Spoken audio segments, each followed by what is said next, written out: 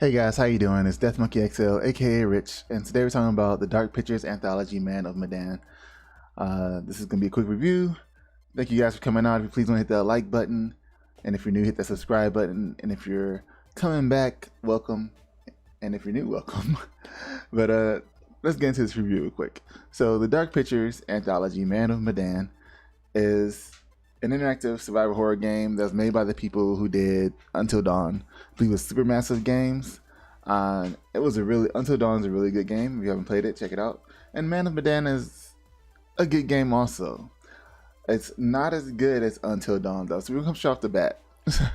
So Man of Medan is like based off of an old tale about a boat, a ship in sea that has some mysterious things going on, and they linked it back to what they believe some chemical that was on board that caused everybody hallucinating and believing it was haunted and all that stuff.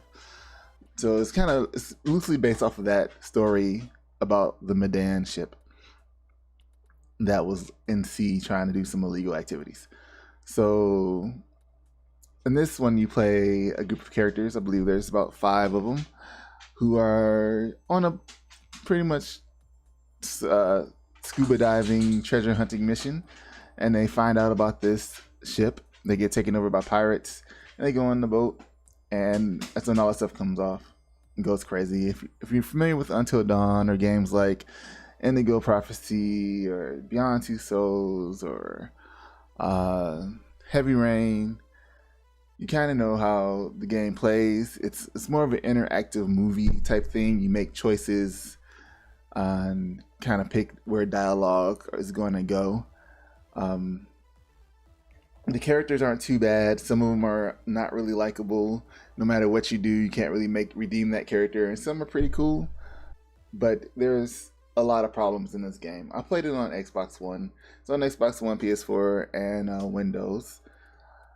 There's problems that I've had in this game I've come across are really strong, and that's what puts it behind Until Dawn. So the good part is the story. There's some good storytelling, some good quote unquote scares in there, some good dialogue. The graphics look amazing sometimes. Those are the good parts. Sound effects are good. So we get to the bad parts. Graphics are bad, so they're good and they're bad. There are parts in the character's face animation that does not look good. There's pop-ups, pop-ins, the graphics loading in, so you'll see no textures, and then the textures will pop in.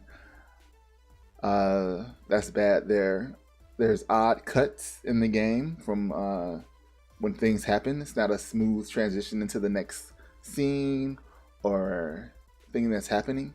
So for example, this one might be a slight spoiler, but you'll see if you get there. There's a part in the game where one of your characters jumps down a hole, or volunteers to jump down a hole, and then nobody says anything, and the next character's like, they can jump down a hole if they want to. Nobody's stopping them. This came from nowhere. Where did that come from? So I guess one of my characters died who was supposed to say something at that point in time, but because he wasn't there, he couldn't say his line. And then the other person said their line anyway. Like if you were acting on stage and somebody like ran off the stage anyway, but the show must go on, so you got to keep saying your line. It was really awkward, and I was like, this is totally out of place. So that was one of the bad things that happened. I had some keys not register when they were pressed. There's a lot of quick time events going on in there. Moving around the characters is kind of similar to Until Dawn and Resident Evil. Some weird turns and camera angles. The sound effects have been alright, but the game is basically supposed to be made on this story, and it's interactive storytelling, and the cuts are really the main part of it. There's a part in there where I got a gas mask. You'll think this gas mask would be like important, right? Because of what the story I just told you earlier about chemicals. It might be spoilers. You'll figure it out so fast. It's okay. So you find a gas mask. You think it's important. A couple of scenes later, I don't have the gas mask anymore. What happened to it? I didn't drop it. I just don't have it now. And it's some inconsistencies, what they call plot holes, maybe, in the storyline. There's a cool thing though, it is an anthology, so that means there should be 4 of them all together, and hopefully they'll see some of the errors that they made in this one and fix it up for a little hope The music is great. Jason Graves, real good composer, composed a lot of good stuff. Worked on it. You may know him from I think one of the Far Cry games, Far Cry 4 maybe. He did the music in that. But yeah, that was my main issue with it. I'm not sure if there's any other things that people had. It does have multiple endings. You know, you can have certain characters live or die, make things happen in a certain order. Oh, I almost forgot. One of the cool things that they did add into this game, and that may be another reason why the jumps were bad, is that you can play this multiplayer. You can play it multiplayer where you're passing a controller between people. Like maybe it gives you a signal. I haven't tried it yet. Where it's like beep, change controller, and you just pass the controller to the next person. Or you can play it online with somebody, and you won't see the actions they do, but the story will still go on. So they'll be changing the story. You guys will be changing each other's story without each other knowing. But I wasn't playing online, so I don't know why it was cutting scenes like that. So, but those are the main issues I had. Other than that, I think the game is pretty good. It's worth playing. I think it's only $30.